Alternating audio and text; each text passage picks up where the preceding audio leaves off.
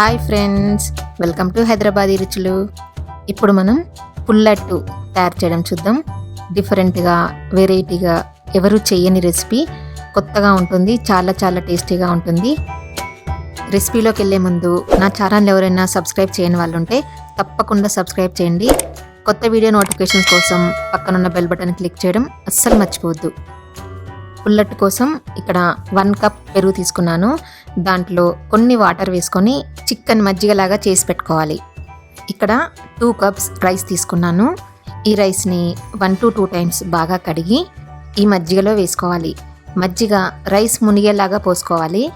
ఇప్పుడు వీటిని 4 to 5 hours నానబెట్టుకోవాలి. అంటే నైట్ అంతా కూడా నానబెట్టుకోవచ్చు. ఇక్కడ నేను టేస్ట్ బాగుంటుంది అని కోకోనట్ ఆయిల్ వేసుకుంటున్నాను. కావాలనుకుంటే మీకు నచ్చిన ఆయిల్ వేసుకోవచ్చు. ముందుగా మనం పుల్లట్టులోకి పౌడర్ ప్రిపేర్ చేసుకుందాము. ప్యాన్ వేడెక్కిన తర్వాత 2 టేబుల్ స్పూన్స్ ధనియాలు వేసుకోవాలి. ధనియాలు కొంచెం సేపు వేగిన తర్వాత 1 టీ స్పూన్ జీలకర్ర వేసుకోవాలి. 7-8 ఎండుమిర్చి వేసుకోవాలి. ఎండుమిర్చి కొంచెం కలర్ మారే వరకు వేయించుకోవాలి. మీ కారాన్ని బట్టి ఎండుమిర్చి వేసుకోవచ్చు. ఎండుమిర్చి కొంచెం కలర్ మారిన తర్వాత స్టవ్ ఆఫ్ చేసుకొని 1/2 కప్ పుట్నాల పప్పు వేసుకోవాలి. 7-8 వెల్లుల్లిపాయలు వేసుకోవాలి. ఇప్పుడు వీటన్నిటిని ఒక మిక్సీ జార్లో వేసుకొని 1 టీ స్పూన్ లేదా టేస్ట్కి తగినంత సాల్ట్ వేసుకొని మెత్తగా పొడి చేసుకోవాలి. ఇలా మెత్తగా పొడి అయిన తర్వాత ఈ పొడిని ఒక బౌల్లో వేసుకొని పక్కన పెట్టుకోవాలి. రాత్రంతా మజ్జిగలో నానబెట్టిన ఈ బియ్యాన్ని మిక్సీలో కానీ గ్రైండర్లో కానీ వేసుకొని మెత్తగా గ్రైండ్ చేసి పెట్టుకోవాలి. ఈ బ్యాటర్ని మిక్సింగ్ బౌల్లో వేసుకుందాము. మనం నానబెట్టుకున్న మజ్జిగ ఉంది కదా, ఆ మజ్జిగతోనే కూడా గ్రైండ్ చేసుకోవచ్చు. లేదు ఇంకా పలచగా కావాలి అనుకుంటే ఇంకొంచెం వాటర్ పోసుకొని కూడా గ్రైండ్ చేసుకోవచ్చు. ఇదిగోండి, ఇలా తయారైపోయింది కదా. దాంట్లో ఇలా చిన్నగా తరిగి పెట్టుకున్న ఉల్లిపాయలు, సన్నగా తరిగిన పచ్చిమిర్చి, కొత్తిమీర మనకు కావాల్సినన్ని వేసుకోవచ్చు. మీరు కావాలనుకుంటే అట్టు వేసిన తర్వాత పైనుండి కూడా వేసుకోవచ్చు. నేను మాత్రం ఇందులోనే కలుపుకుంటున్నాను. తర్వాత దీంట్లో 1 టీ స్పూన్ సాల్ట్ వేసుకోవాలి. చిటికెడు సోడా వేసుకోవాలి.